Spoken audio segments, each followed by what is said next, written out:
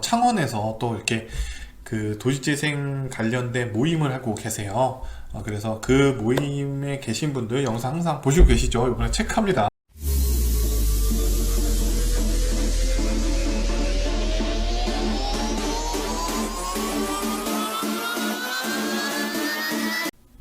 안녕하십니까. 도시재생 읽어주는 오빠, 도시재생계 아이돌 최강훈입니다. 뿅! 도시재생 읽어주는 오빠 시즌2 제17회로 여러분들과 함께하고 있습니다. 오늘 여러분들께 읽어드릴 소식은요, 총 5가지 소식을 가지고 왔습니다. 첫 번째 소식은요, 강원도 도시재생 지원센터 소식입니다. 강원도 도시재생 지원센터에서 이번에 강원도 도시재생의 모든 것이라는 주제로 강원도 도시재생 포털을 오픈하였습니다. 그래서 포털에 들어가 보시면 강원도에서 진행되는 다양한 도시재생에 대한 소식, 그 다음에 강원도에 진행되었던 다양한 도시재생 관련된 자료들이 함께 나와 있습니다. 저도 좋은 기회로서 강원도 도시재생 지원센터에서 강의를 했던 경험이 있는데요. 저의 자료도 함께 올라와 있으니까 궁금하신 분들은 한번 자료시에 참고하셔서 들어가 보시면 강원도 도시재생 쪽에 관심 있는 분이거나 강원도에 속한 지자체에 계신 분들은 참고 자료로 굉장히 좋은 사이트가 될 것 같습니다. 그래서 한번 찾아보시고 이번에 오픈을 축하드린다는 의미로 첫 번째 소식으로 가져왔습니다. 두 번째 소식은요, 서울 성동구 소식입니다. 성정도시재생 지원센터에서 이번에 2020년도 국토교통부 소규모 재생사업 신청을 위한 주민 제한 공모 사업을 진행한다라고 합니다. 공모 기간은 3월 24일까지고요. 그 다음에 10인 이상의 주민 또는 송정동 내에 거주자 또는 생활권자로 지금 함께 주체로 들어온다고 합니다. 제안 내용은 도시재생 사업과 연계된 소규모 물리적 사업 및 공동체 형성을 위한 사업을 해주시면 된다고 하고요. 제안 방법은 제안 양식을 작성 후 담당자에게 이메일 제출하면 된다고 합니다. 관련된 자세한 문의는요, 성동구청 도시재생과 정창균 계장님께 해주시면 된다고 하네요. 이렇게 도시재생 사업의 잠깐 설명을 드리면, 도시재생 사업 뉴딜 사업으로서 넘어오면서 예전에는 선도 사업에서는 국토부 중심의, 중앙정부 중심의 하나씩 어떤 사업 진행이었다면, 이제는 주민분들이 제안하는 방식, 그리고 그런 것들을 승인하고 지원하는 방식으로 사업이 변화하는 부분이 있다는 게 도시재생 뉴딜의 특징이라고 다시 한번 여기서 짚고 넘어가겠습니다. 어쨌든 이번 좋은 아이디어를 통해서 주민분들이 직접 제안하는 아이디어를 실제로 실행할 수 있는 공모에 당선되시기를 응원드립니다. 세 번째 소식은요, 경상남도 도시재생 지원센터 소식입니다. 경상남도 도시재생 지원센터에서 경남연구원과 함께 코로나19 극복 경남희망 아이디어 공모를 시작한다고 합니다. 모집 기간은 4월 17일까지라고 하고요. 공모 주제는 코로나19 조기 종식 아이디어, 그 다음에 지역 상권 살리기를 위한 소상공인 지원 대책, 피해자 구제 및 도민 생활 지원, 이런 다양한 공모를 내어주시면 된다고 합니다. 참여 대상은 만 15세 이상 경남 도민이면 누구나 가능하다고 하고요. 온라인 접수 또는 이메일 접수 가능하다고 합니다. 이번에 창원에서 또 이렇게 그 도시재생 관련된 모임을 하고 계세요.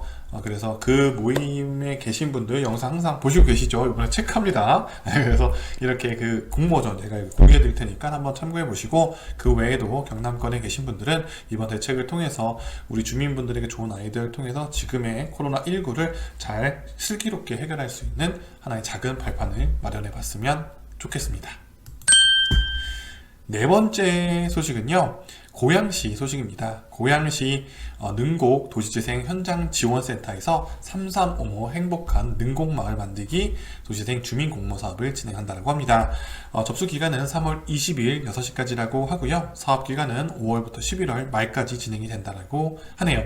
신청서를 작성 후 센터 제출해 주시면 된다고 하고요.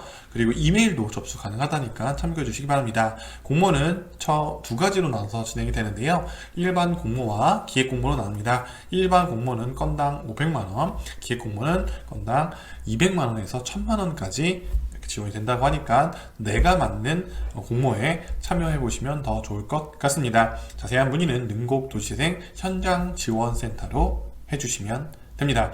최근에 이렇게 주민공모 사업을 많이 진행하고 있습니다. 근데 이제 코로나 때문에 다양한 설명회나 이런 것들이 진행이 되기 좀 곤란한 상황이기 때문에 자세한 내용들은 실제로 전화를 해보시거나 아니면 지금 현재는 센터가 보통 지금 좀 이렇게 주민들이 올 수 있지 않은 상황인 경우들이 굉장히 많기 때문에 이번 같은 경우는 조금 특별히 전화로 문의를 해주시는 부분들을 조금 더 무게를 실어주셨으면 좋겠습니다.